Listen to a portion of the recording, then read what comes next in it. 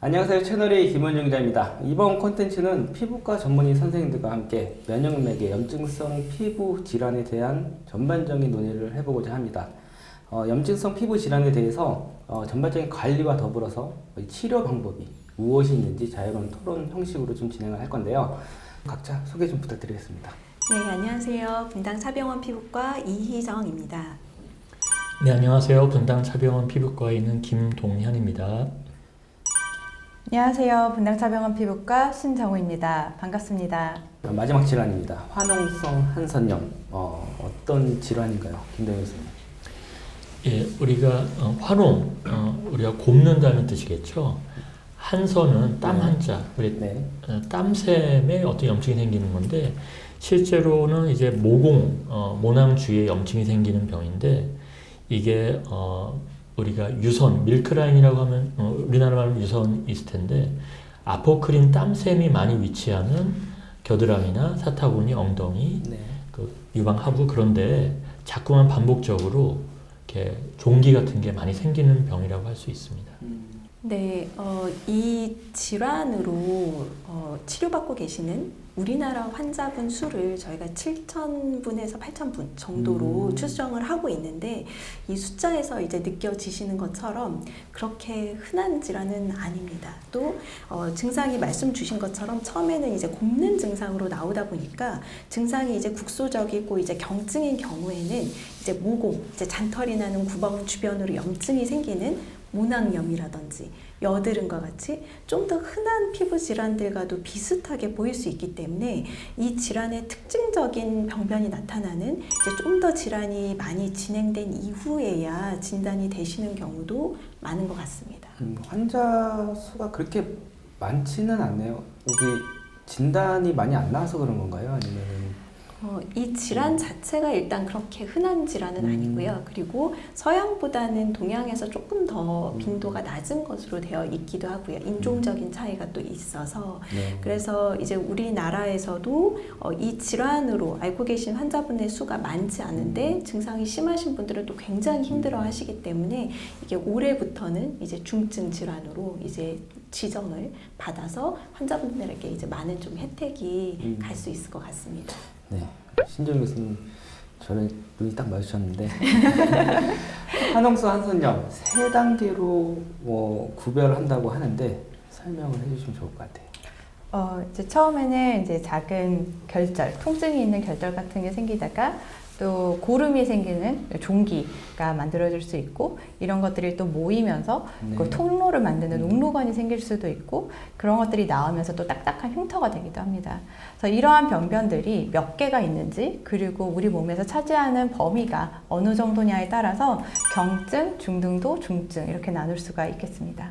네, 아마 피부병들은 가려울 거다 많이 생각을 하실 텐데 피부병 중에서도 사실은 굉장히 고통스러운 병들이 있는데 화농성 한선염은 자꾸만 고름, 종기가 접히는 부위에 계속 생기는데 사람들이 이제 잘 짜지지 않고 하니까 결국엔 병원에 가서 거기를 절개하고 봉합하고 그런 과정이 계속 반복되다 보면 나중에 그 부분이 흉터 조직으로 변해서 우리가 화상 환자를 보면 이렇게 거의 피부가 굉장히 뻣뻣해지잖아요. 그런 것처럼 이렇게 접힌 부위가 이렇게 뻣뻣해지니까 움직이기도 힘드시고 또 어떤 경우는 냄새가 많이 나는 그런 염증이 오래되다 보니까 사회생활하는 게 좀 힘드신 분들도 있습니다.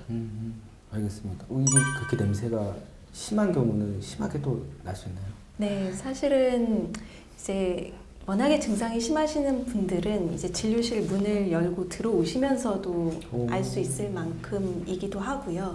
또 환자분들께서도 이제 그걸 아시니까 굉장히 과하게 씻으시는 분들도 있으세요. 이제 이거에 강박이 생기셔가지고 그래서 그만큼 이제 환자분들이 느끼시는 고통이 생각보다 큰 질환이라고 이해해 주시면 될 것 같습니다. 그 예방하는 방법이나 치료 옵션이 다양한 걸로 알고 있는데 그것도 조금 설명해 주시면 좋을 것 같아요. 네, 아직까지 이 질환의 그 특징적인 증상이 아예 생기지 않게 조절할 수 있는 약은 없기는 합니다. 그렇지만 그렇다고 치료가 불가능한 질환은 아니고요.